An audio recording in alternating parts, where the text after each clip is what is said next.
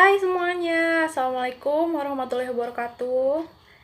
Perkenalkan, nama saya Sambung Nadiawati, guru PLP yang bertugas di SMA Negeri 10 Tasikmalaya yang akan mengajar di kelas 10 IPA 1 dan IPA 2. Hari ini kita akan belajar mengenai bakteria.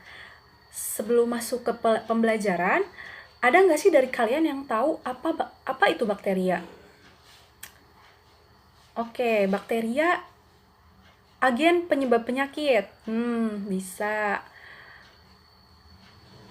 Bikin makanan jadi basi. Bisa juga.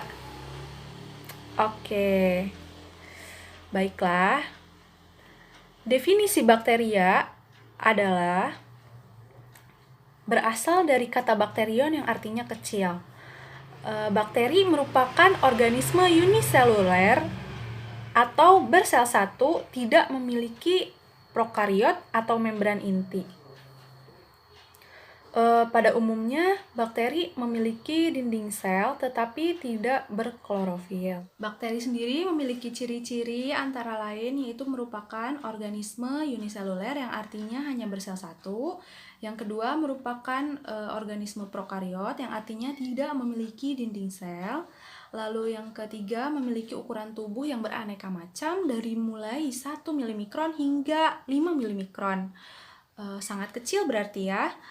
Lalu yang keempat, memiliki bentuk tubuh yang beraneka macam. Biasanya ada yang berbentuk kokus atau bulat, ada yang berbentuk basil batang, dan juga ada yang berbentuk spiral. Lalu cara hidupnya sendiri ada yang hidup bebas dan ada yang hidup dengan cara menjadi parasit. Lalu biasanya bakteri juga ada yang hidup dengan cara berkoloni atau membentuk agregat dan juga ada yang soliter. Kalau soliter itu kita sebut tergantung dari bentuknya. Misalnya kokus kita sebut dengan monokokus, sedangkan basil kita sebut dengan monobasil. Lalu misalnya bagaimana jika berantai dua? Kalau berantai dua kita sebut dengan diplobasil, sedangkan kalau kokus kita sebut dengan diplokokus. Ada pula yang berbentuk berantai 4 kita sebut dengan streptobasil, yang artinya bakterinya pasti panjang banget kan, soalnya 4. Lalu ada juga misalnya pada kokus kita sebut streptokokus berantai 4 juga tapi bentuknya yang bulat-bulat. Bentuk lainnya dari agregat kokus sendiri yaitu ada sarkina yang bertumpuk 4 double seperti kubus. Lalu ada juga berdempet dua-dua yang disebut dengan tetrakokus, dan juga ada yang berbentuk seperti anggur, buah anggur itu kita sebut dengan staphylococcus. Selanjutnya kita akan belajar mengenai struktur dan fungsi dari sel bakteri. Yang pertama yaitu ada kapsul. Kapsul merupakan lapisan terluar yang menyelimuti dinding bakteri yang ada di dalamnya. Kapsul atau lapisan lendir ini juga berfungsi sebagai pelindung bagi bakteri dan juga sebagai alat perekat pada substrat. Lalu yang selanjutnya ada dinding sel yang tersusun atas peptidoglikan. Dinding sel ini berfungsi sebagai perlindungan fisik dari bakteri yang nantinya akan membentuk tubuh yang kokoh bagi bakteri. Lalu yang ketiga ada membran plasma yang tersusun atas senyawa fosfolipid dan protein. Sifatnya sendiri selektif permeable. Lalu yang selanjutnya ada yang disebut dengan mesosom, merupakan penonjolan dari membran plasma ke arah sitoplasma yang artinya ke dalam, dan mesosom ini berfungsi untuk menghasilkan energi, membentuk dinding sel baru saat terjadi pembelahan sel, dan menerima DNA pada saat konjugasi. Lalu untuk yang selanjutnya yaitu ada sitoplasma, yaitu suatu cairan koloid yang terdapat pada seluruh sel bakteri. Fungsinya sendiri sebagai tempat terjadinya reaksi-reaksi ataupun metabolisme yang dilakukan oleh bakteri. Selanjutnya ada ribosom, merupakan partikel-partikel kecil yang tersebar di seluruh sitoplasma di dalam tubuh bakteri. Fungsinya sendiri sebagai membantu dalam sintesis protein. Selanjutnya ada DNA. Nah, bakteri sendiri memiliki dua jenis DNA. Yang pertama yaitu DNA kromosom yang berfungsi sebagai materi genetik yang menentukan sebagian besar sifat-sifat metabolisme. Sedangkan ada pula yang disebut dengan DNA non-kromosom atau yang disebut juga dengan plasmid yang menentukan sifat-sifat tertentu, misalnya sifat kepatogenan, sifat ketahanan dari antibiotik, dan sebagainya. Lalu ada pula granula dan vakuola gas. Granula sendiri berfungsi sebagai tempat cadangan makanan, sedangkan vakuola gas sendiri hanya terdapat pada bakteri tertentu yang nantinya berfungsi sebagai alat bantu bakteri agar dapat mengapung di atas air. Lalu untuk yang selanjutnya ada pula yang disebut dengan klorosom, yaitu suatu struktur seperti lipatan di bawah membran plasma yang berisikan cairan berpigmen fotosintetik yang biasanya terdapat pada bakteri fotosintetik seperti klorobium. Lalu untuk yang selanjutnya ada juga yang disebut dengan flagela. Apa sih flagela itu? Flagela merupakan alat lokomosi dari bakteri sendiri yang berbentuk seperti cambuk. Senyawanya sendiri tersusun dari protein, terdapat pada dinding sel dan berfungsi sebagai alat gerak atau alat lokomosi. Pengelompokan bakteri juga dapat dilakukan berdasarkan ada tidaknya flagela pada sel bakteri. Jika bakteri tersebut tidak memiliki flagela, kita sebut dengan atrik. Sedangkan jika bakteri hanya memiliki satu flagela, kita sebut dengan monotrik.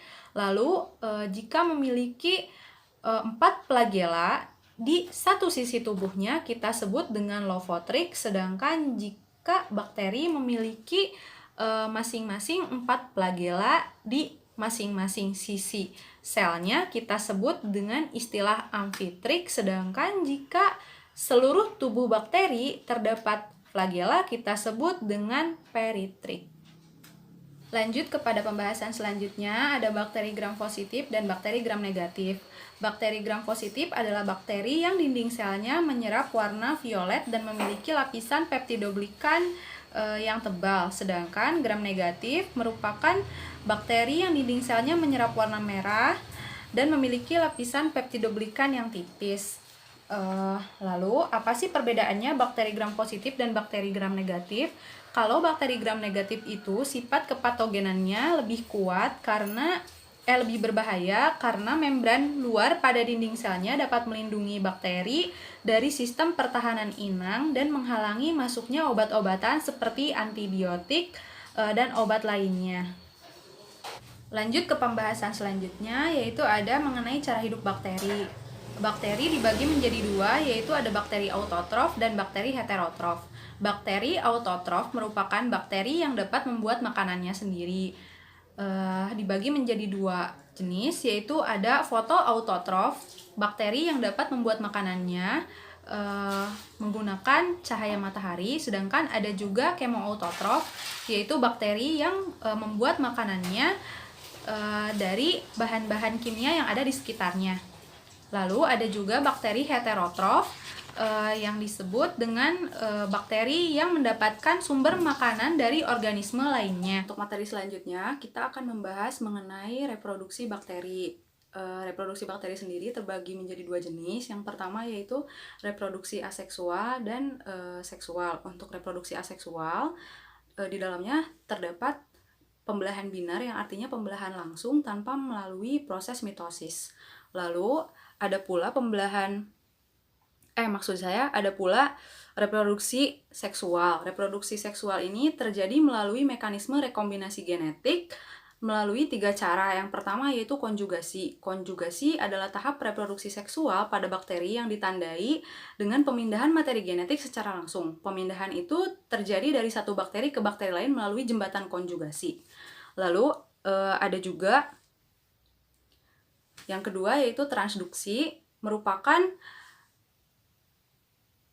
reproduksi bakteri yang di dalamnya terdapat proses rekombinasi genetik antara dua bakteri yang dijembatani oleh virus atau bakteriofag.